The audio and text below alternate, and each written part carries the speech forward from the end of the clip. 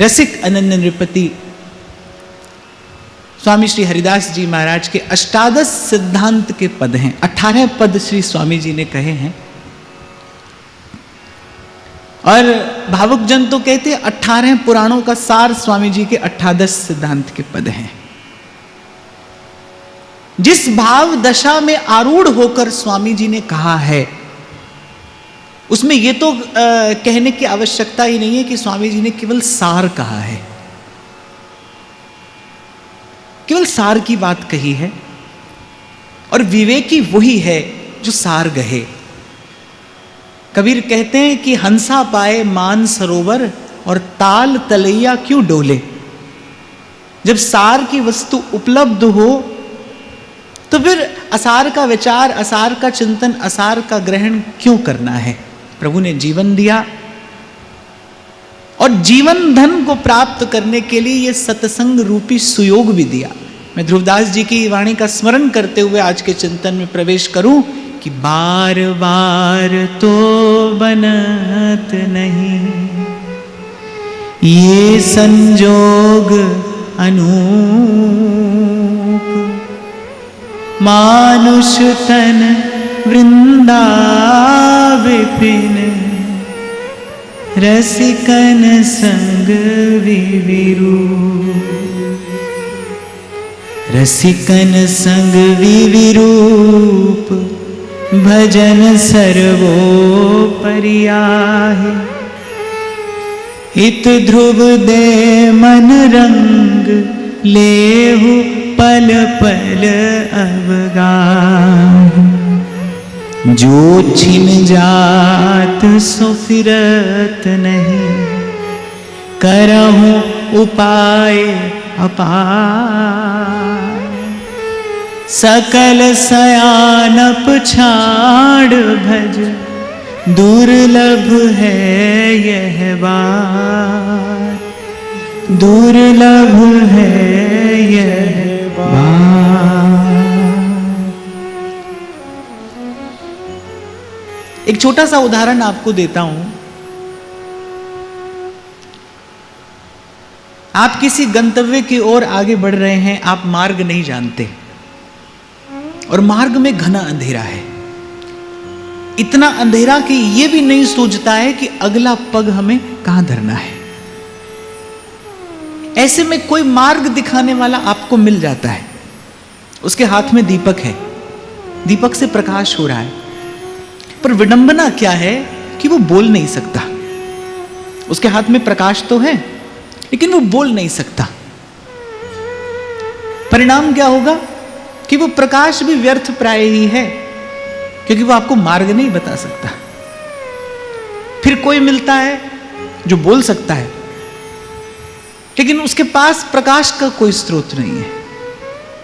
वो बोल तो सकता है लेकिन उसके पास प्रकाश का कोई स्रोत नहीं है। उस समय वो भी लगभग आपकी ही स्थिति में खड़ा है, क्योंकि वो देख नहीं सकता। बोल सकता है लेकिन देख नहीं सकता। एक है जो देख सकता है लेकिन बोल नहीं सकता। पर दोनों ही अधूरे हैं, दोनों ही अपूर्ण हैं। आपको कहीं पहुंचा नहीं पाएंगे और ना ही आपको मार्ग की ठोकर से बचा पाएंगे।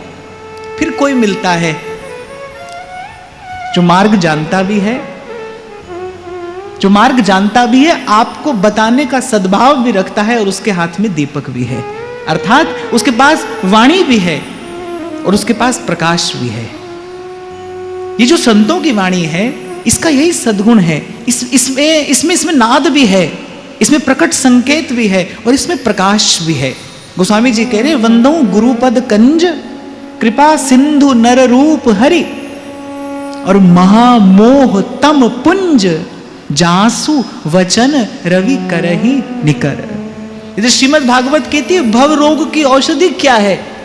भव रोग की औषधि ऐसी है जो खाने से नहीं सुनने से अपना प्रभाव दिखाती है। भगवान की कथा भव रोग की औषधि है। ऐसे जो गुरु के, संतों के, सत्पुरुषों के जो वचन हैं वो मोह का अंधकार दूर करते हैं। वो क्या है? वो प्रकाश के पुंज हैं, वो ज्योति स्तंभ हैं।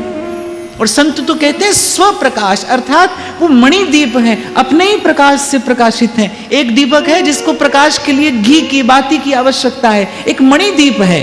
उसे किसी की आवश्यकता नहीं है, वो अपने ही प्रकाश से प्रकाशित है। किसी भी देश में, किसी भी काल में, किसी भी स्थिति परिस्थिति में पर वो प्रकाशित है, वो आपके मार्ग को प्रकाशित कर सकता है। राम नाम मणिदीप धर, जीव दे हरि द्वार, तुलसी भीतर बाहरो, जो चाहस उजियार, जो चाहस उजियार। ये जो वाणी है, इसमें नाद भी है, ये दुरंत मोह का भंजन करने में भी समर्थ है, और इसमें प्रकाश भी है। अगला पग कहां धरना है, कहां से हम आरंभ करें? जब थोड़ा सा मैंने चिंतन किया, या आप कभी करता हूं इन 18 पदों का, तो एक प्रकार से स्वामी जी बताते हैं कि पहला पग कहां धरिए। आपको स्मरण हो, कई बार मैंने व्यासपीठ से निवेदन किया कि भजन का सुख, भजनानंद जिसे कहते हैं, भजन का सुख किसके जीवन में होगा? जिसके जीवन में प्रभु के विधान के प्रति पहले संतोष होगा। जिसको जीवन में संतोष नहीं है, और असंतोष का लक्षण क्या है, वो ध्यान से सुनना। असंतोष का लक्षण क्या है? यदि आप प्रभु से प्रार्थना करते हैं, अनेक अनेक प्रार्थनाएं यदि आप प्रभु से करते हैं, यदि आपके भीतर भांति भांति के मनोरथ हैं, आप सोचो कि भाई कहते तो ठाकुर जी से ही है, मांगते तो ठाकुर जी से ही है, पर यदि आप कहते हैं, यदि आप मांगते हैं, यदि आप चाहते हैं कि आपका मन भाया हो जाए, यदि आप चाहते हैं कि कोई बात आपके अनुकूल, आपके अनुरूप हो जाए, तो ये असंतोष का ही लक्षण है, क्योंकि संतोषी हृदय कुछ नहीं चाहता। बहुत बार हमको अपने भीतर के रोग का पता ही नहीं होता। हम भजन कर रहे हैं, हम सुमिरन कर रहे हैं, लेकिन भजन में आनंद नहीं है, सुमिरन में कोई रस नहीं है। आपको लगता है कि सब तो ठीक है, फिर भी भजन का सुख नहीं है। क्यों नहीं है? भजन का सुख नहीं है तो बाप एक ही कारण होगा, आपके जीवन में कहीं ना कहीं असंतोष है, कहीं ना कहीं प्रभु के विधान का आदर नहीं है। प्रभु ने आपके लिए क्या रचा है, उसे ज्यों का त्यों यथावत स्वीकार कर लेना। मुझे लगता है कि जीवन में जो सुख का आगमन है ना, वो तो यहीं से होता है। कबीर बड़ी प्यारी बात कहते हैं, गोधन गज धन बाज धन, और रतन धन खान, जब आवे संतोष धन, सब धन धूर समान, सब धन धूर समान। हम कहते हैं ना, संत के पास जाके, साधु के पास जाके ऐसे मन को शीतलता मिलती है, मन प्राण शीतल हो जाते हैं। मैं कई बार आपसे कहता हूं, सदगुरु चंदन सम कहा। जैसे चंदन के वृक्ष के निकट भुजंग भी जाए तो उसको भी उस शीतलता का, उस सुवास का अनुभव होता है। ऐसे संत के पास जाते ही ना, त्रिताप से तपे हुए जीव को एक शीतलता का अनुभव होता है। कभी आप विचार करो, क्या मिलता है सत्संग में? आप दौड़कर आते हो, कभी कभी संसार की अनुकूलता प्रतिकूलता एक ओर रख के आप आते हो, इतने आदर से, भाव से। क्या मिलता है? मन को शीतलता मिलती है, मन को विश्राम मिलता है। उस संत के आभा मंडल में वो जो शीतलता है, यद्यपि संत के आभा मंडल में अनेक अनेक सद्गुण हैं, पर मैं यहां केवल उस शीतलता की बात कर रहा हूं जो त्रिताप से तपे हुए जीव को अनुभव होती है। संत के आभा मंडल में जो शीतलता है ना, उसका कारण क्या है? उसका स्रोत क्या है? संतोष है। उसका कारण संतोष है। मेरे राम राय, मेरे राम राय, जू राखे त्यों रहिए, तुद पावे ता नाम जपावे, सुख तेरा दिता लिए, सुख तेरा दिता लिए। एक बार एक व्यक्ति तैरना जानता था, तैरने का आनंद ले रहा था। बीच में कहीं जल का एक भंवर आया और वो तैरता तैरता उस भंवर में जा पड़ा। अब वो जितना प्रयास कर रहा है उस भंवर से निकलने का, वो उस भंवर में और फंसता चला जा रहा है। किनारे पर दूर एक साधु खड़ा देख रहा है और वो कहता है कि एक बार अपने हाथ पांव मारना छोड़ दो, प्रयास मत करो, कुछ भी प्रयास मत करो, अपने हाथ पांव मारना छोड़ दो, ये भंवर ही तुम्हें किनारे लगा देगा। और वो व्यक्ति यही करता है, छोड़ देता है वो अपना प्रयास, और वो भंवर की गति ऐसी कि भंवर की गति ही उसे उठाकर किनारे पर पटक देती है। संसार भी ऐसा ही भंवर है भाई, ऐसा ही भंवर है। गुरुजनों ने बहुत विचार कर ये सिद्धांत प्रतिष्ठित किया भजन की भूमिका में, इस यात्रा की भूमिका में संतों ने बहुत विचार करके ये सिद्धांत प्रतिष्ठित किया। हाथ पांव मत मारिए, आगे स्वामी जी कहेंगे बिन मांगे आगे आवेगा। सब संत कह रहे रत्ती घटे न तिल बढ़े जो लिख दी करतार। सूरदास कह रहे करे भरोसा राम का और निर्भय हो के सोए, अनहोनी होनी नहीं, होनी हो सो होए। कर्मा की रेखा न्यारी रे, कर्मा की रेखा न्यारी रे, होनी होके रहे रे विधना टारे नाही टरे, रे विधना टारे नाही टरे। अरे सूरदास जी तो उदाहरण भी क्या लेते हैं, कहते हैं इस संसार की गति देखिए। मेरे महाप्रभु कह रहे हैं भूता काल गति क्रमेण वलिना है दैव तुभ्यम नमः। अर्थात इस काल की गति से डरने को बचने को महापुरुष संकेत करते हैं। सूरदास जी उदाहरण भी क्या देते हैं, सिया जी का हरण मरण दशरथ का, बन बन राम फिरे रे विधना टारे नाही टरे। मानस कहती है सुनहु भरत भावी प्रबल, बिहसी कहे मुनिनाथ, हानि लाभ जीवन मरण, जस अप जस विधि हार। सूरदास कह रहे कियो गोपाल ही को होए,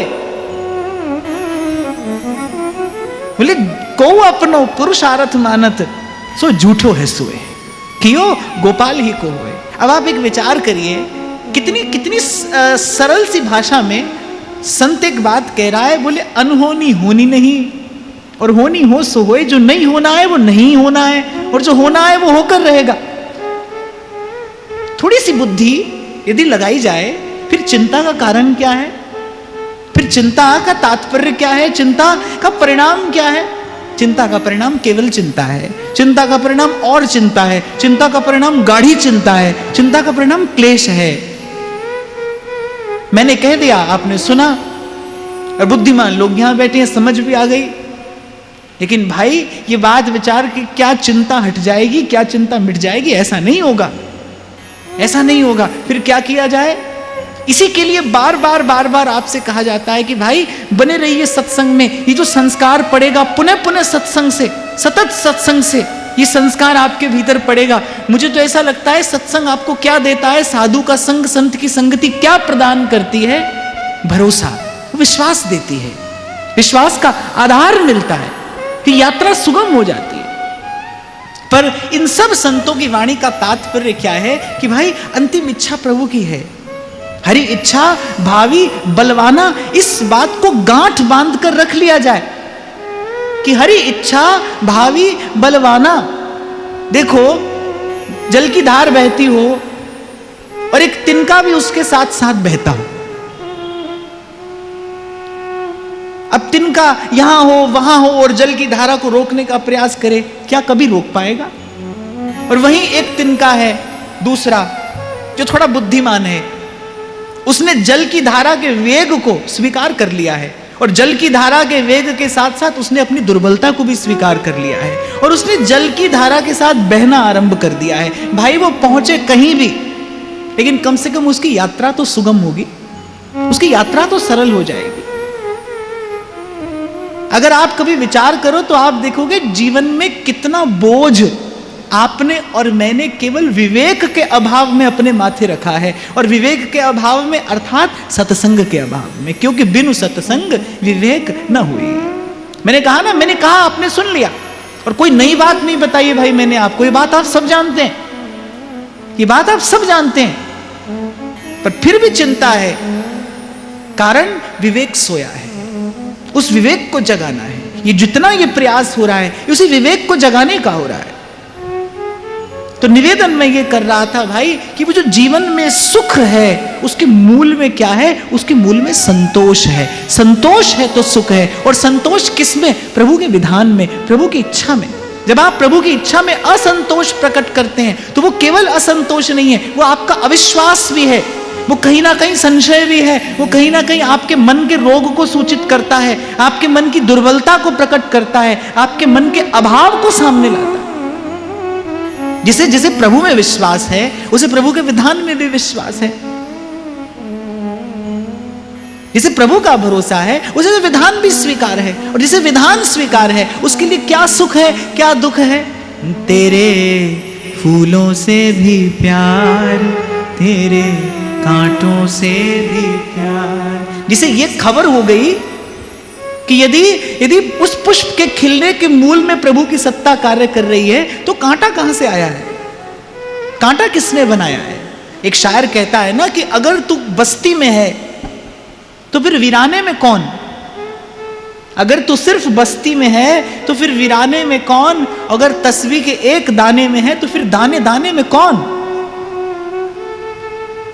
आपको स्मरण हो, कल मैंने आपसे कहा था जो स्वयं को प्रभु का सेवक कहता है वो सदा इस बात का स्मरण रखे, वो तभी सेवक कहलाने योग्य है जब उसके जीवन में दर्शन हो इस भाव का, मैं सेवक सचराचर रूप राशि भगवन।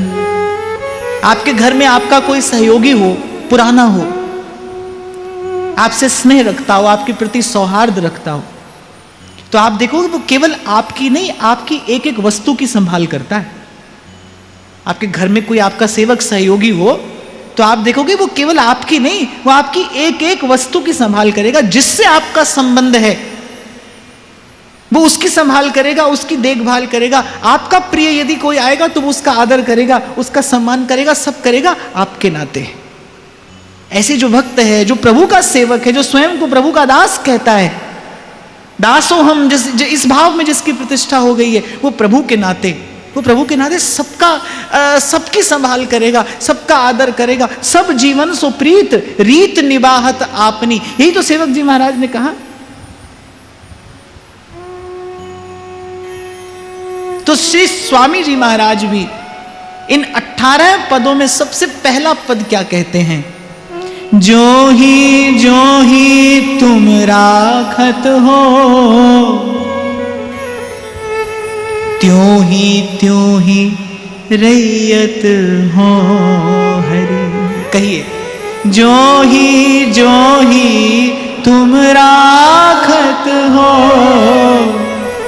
त्यों ही रैयत हो। मंगलाचरण कर रहे हैं स्वामी जी। कहां से? यहां से कि सबसे पहले तो प्रभु तूने मेरे मालिक बहुत कुछ दिया है, तेरा शुक्रिया है, तेरा शुक्रिया। शिकायत ना हो आपके मन में, प्रकट या अप्रकट। और मैंने अभी आपसे निवेदन किया, मैं पुनः कर रहा हूं, यदि आप प्रार्थना करते हैं प्रभु ऐसा हो जाए, प्रभु वैसा हो जाए, या ऐसा हो जाता तो अच्छा था और वैसा हो जाता तो अच्छा था, ये सब क्या है? ये सब अविश्वास ही है, ये सब असंतोष ही है, ये सब मन का अभाव ही है। ये सब मन को रोगी बनाता है, ये सब मन को मैला करता है। और जैसे रोगी व्यक्ति किसी सुंदर मधुर व्यंजन का स्वाद नहीं ले सकता क्योंकि रोगी है, उसे अरुचि है, सन्मुख भी धराओ तो नहीं ले पाएगा। ऐसे ही उसकी जिह्वा पर श्रेष्ठ हरि का नाम होगा जिसमें भगवान ने अपना सर्व ऐश्वर्य माधुर्य रखा है, जिह्वा पर हरि का नाम हो और हृदय में कष्ट हो, ये कैसी विडंबना है, ये कैसी पीड़ा है। जबकि नाम जपने वाले, नाम भजने वाले संत तो क्या कहते हैं, जितना सुख कृष्ण के नाम में है उतना सुख और किसी में नहीं, जितना सुख कृष्ण के नाम में है। फिर हमसे वो सुख दूर क्यों? इसका कारण जानना चाहिए, अपने भीतर जानना चाहिए। कारण असंतोष है। सबसे पहले ये शिकायत दूर हो। किसी से कोई दौड़ होड़ संभव नहीं है भाई। अरे एक माता के गर्भ से जन्मे 2 बालक, जिनको माता एक सा स्नेह और वात्सल्य तो दे देती है, लेकिन उन दोनों को चाहकर भी एक सा भाग्य नहीं दे पाती। एक माता के गर्भ से 2 बालक जन्म लेते हैं, वो दोनों को एक सा स्नेह देती है, वात्सल्य देती है, अपनी ओर से वो कोई कोर कसर नहीं छोड़ती, लेकिन चाह कर भी वो दोनों को एक सा भाग्य कहां दे पाती है। जीव आया है तो वो अपने साथ कुछ लेकर आया है भाई, इसका विचार रखिए, सदा स्मरण रखिए। आपके साथ आपका प्रारब्ध आया है, आपके साथ आपके संस्कार आए हैं, आपके साथ आपका स्वभाव आया है, आपके साथ प्रभु का विधान आया है। देखो 2 बातें हैं, 2 बातें हैं। जीवन में आने वाले सुख दुख के 2 कारण आप मान सकते हैं। यदि आप स्वयं को कर्ता मानते हैं, फिर तो किसी से शिकायत करने का कोई औचित्य ही नहीं, फिर तो आप ही नहीं किया है, वो अच्छा है बुरा है जो है फिर तो वो आपका ही है। स्वयं को कर्ता मानते हो तो भी शिकायत का कोई कारण नहीं, और प्रभु को कर्ता मानते हो तो भी शिकायत का कोई कारण नहीं। शिकायत यदि है तो उसका कारण क्या है? अज्ञान है, अविवेक है, अभाव है। इसीलिए मैंने आपको निवेदन किया, ये मन का अभाव दूर करना है भाई। भजन का सुख दूर नहीं है, भजन का सुख तो भजन में है ही, कल भी था, आज भी है, कल भी रहेगा। प्रभु के नाम में सुख कल भी था, है और रहेगा। भजन का सुख तो भजन में है, भजन में तो सुख है, पर आप और मैं तो भजन में नहीं है। कहते सुनते दिखाई पड़ते हैं भजन में है, भजन में है, पर आप और मैं भजन में कहां हैं? भजन में तो भाई तन से नहीं मन से बैठा जाता है ना। नहीं तो माला फेरत जुग भया पे फिरा न मन का फेर। तो भजन में आने के लिए, भजन भाव में रमने के लिए, भजन भाव में अपनी प्रतिष्ठा कराने के लिए सबसे पहले जीवन में संतोष हो। फिर कहिए, जो ही तुम राखत हो,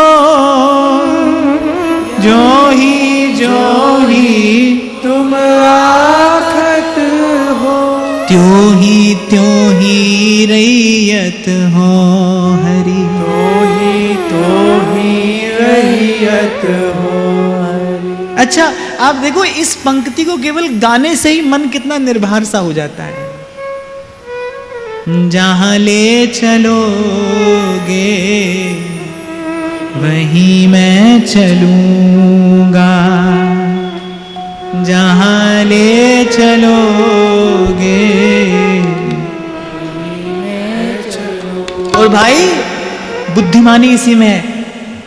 आपको छोटा सा उदाहरण दिया ना मैंने, जल की धार में तिनका बहता हो तो जल की धारा के वेग को रोक थोड़ी सकता है। यहां तो काल की गति को समर्थ महापुरुषों ने भी स्वीकार किया।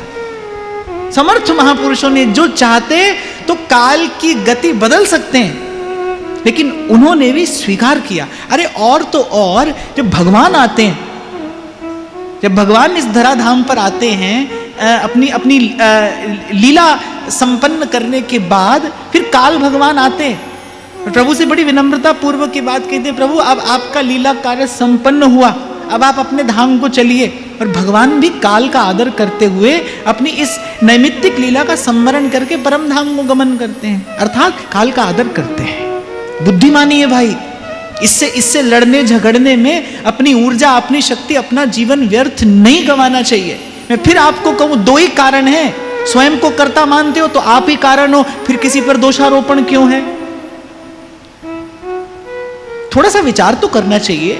हम जीवन जी रहे हैं, हम ऐसा अमूल्य अवसर, इसका उपयोग, दुरुपयोग, सदुपयोग जो भी आप कर रहे हैं आप जानते हैं, पर हम कर रहे हैं, प्रभु ने अवसर दिया है, हम जीवन जी रहे हैं। थोड़ा विचार तो करना चाहिए कि शिकायत क्यों है, किसके लिए शिकायत है। शिकायत का कारण कुछ और नहीं है भाई, अविवेक है, अज्ञान है। इसलिए जाइए और सत्संग करके पहले इस अविवेक को दूर करिए। गुरुजनों के पास बैठकर, संतों के पास बैठकर थोड़ा विवेक प्राप्त करिए। विवेक प्राप्त होते ही आप देखेंगे जीवन में सुख का आधान होता है, प्रतिष्ठा हो जाती है सुख की। कथा शब्द का एक बड़ा सुंदर अर्थ विद्वान लोग करते हैं, कहते कम सुखम स्थापयति इति कथा। जो आपके जीवन में सुख की स्थापना कर दे वो कथा। बिल्कुल ठीक है, सत्संग से होता ही क्या है, सत्संग से सोया विवेक ही तो जगता है। और विवेक जगते ही आप देखते हैं, विवेक जगते ही आप देखते हैं, विवेक के प्रकाश में, विवेक की उजास में आप देखते हैं करण करामण हार आपे आ। संत लोग देखते हैं, बोले करने वाला भी वो है, कराने वाला भी वो है। गीता में भगवान ने अर्जुन का विवेक ही तो जगाया, अर्जुन से कहकर निमित्त मात्रम भव सव्यसाचिन। जब भगवान ने अर्जुन को अपने विराट स्वरूप का दर्शन कराया, तब अर्जुन ने देखा कि अरे मैं सोच रहा हूं कि मैं जिन्हें मारूंगा वो तो पहले ही मर चुके हैं। भगवान अर्जुन को केवल यही बताना चाह रहे थे कि इस काल की गति में कोई कुछ करने वाला नहीं है, करने वाला केवल मैं हूं, दृष्टा मैं हूं, कर्ता मैं हूं, भरता मैं हूं, हरता मैं हूं। भगवान ने कहा यहां करने वाला कोई नहीं है, इसीलिए अर्जुन निमित्त मात्रम भव सव्यसाचिन। हे सव्यसाची, तू निमित्त मात्र हो जा, अर्थात मेरी लीला में उपयोगी हो जा, सहायक हो जा। एक वस्तु बेकार पड़ी हो, कोई आपसे कहे कि महाराज ये वस्तु हमें दे दीजिए, हमारे काम आ जाएगी, तो बहुत अच्छी बात है ना। वो आपके लिए किसी काम की नहीं है, और किसी के काम आती हो, वस्तु का सदुपयोग हो जाए तो बड़ी अच्छी बात है। ऐसे जीवन किस काम का है? खाना पीना सोना और न कोई चीत, ये जीवन किस काम का है? संत कह रहे हैं कि लाओ तुमको युक्ति बताते हैं, जीवन किसी काम आ जाए, प्रभु के काम आ जाए, प्रभु के जन के काम आ जाए। और जहां से आज मैंने चर्चा आरंभ की ना भाई, सांसों का आना जाना जीवन नहीं है, जीवन काम आए, किसी के काम आए तो जीवन है। बड़ी बड़ी प्यारी पंक्ति है एक गीत की कि ये जिंदगी उसी की है जो किसी का हो गया। बड़ा बड़ा सुंदर सिद्धांत है ये।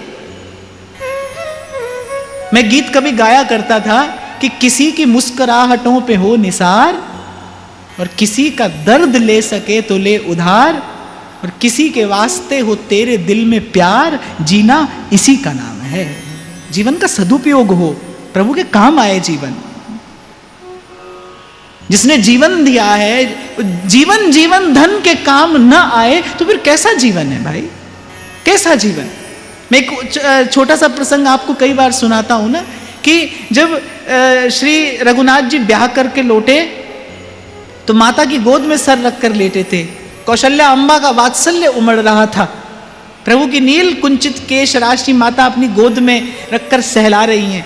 माता के नेत्रों में अश्रु भराए और कहा, राम तुमने बड़े बड़े कार्य किए, सुना है तुम्हारी चरण रज का स्पर्श पाके ऋषि पत्नी का उद्धार हो गया। वो शिव धनु जैसे बड़े बड़े पराक्रमी राजा हिला भी नहीं पाए, उसे तूने क्षण भर में भंग कर दिया। आज दसों दिशाओं में तुम्हारी सत्कीर्ति प्रसारित हो रही है, बड़ा सुख मिला होगा, बड़ा आनंद आया होगा। अब श्री राम कैसे हैं? मर्यादा पुरुषोत्तम हैं। और शील क्या कहता है कि गुरुजन यदि प्रशंसा करते हो तो आप यदि प्रशंसा के योग्य और अधिकारी भी हैं तो भी उसे स्वीकार न किया जाए। यदि आपसे बड़े लोग, श्रेष्ठ जन, गुरुजन आपकी प्रशंसा करें और आप जानते हो कि आप उस प्रशंसा के अधिकारी हैं, तो भी शील क्या कहता है कि उस प्रशंसा को स्वीकार न किया जाए। क्योंकि वो जो आया है जीवन में वो उन्हीं गुरुजनों के आशीर्वाद से आया है, उन्हीं के कृपा और अनुग्रह से आया है। तो श्री राम तो मर्यादा पुरुषोत्तम है, सब कुछ आ गए, मैंने बात बदल दी। श्री रघुनाथ जी कहने लगे, माता वहां तो जो हुआ सो हुआ, आप ये कहिए कि मेरे बिना आपका मन लगा कि नहीं लगा, आपका जीवन कैसा था। कहते हैं कि मां के दोनों नेत्रों से जल की धारा फूट पड़ी, वक्षस्थल भीग गया और माता कहने लगी, राम जीवन तो वही जो तुम्हारे साथ है, तुम्हारे बिना जीवन का अर्थ क्या है, तुम्हारे बिना जीवन कैसा जीवन, जीवन तो वही जो तुम्हारे साथ है।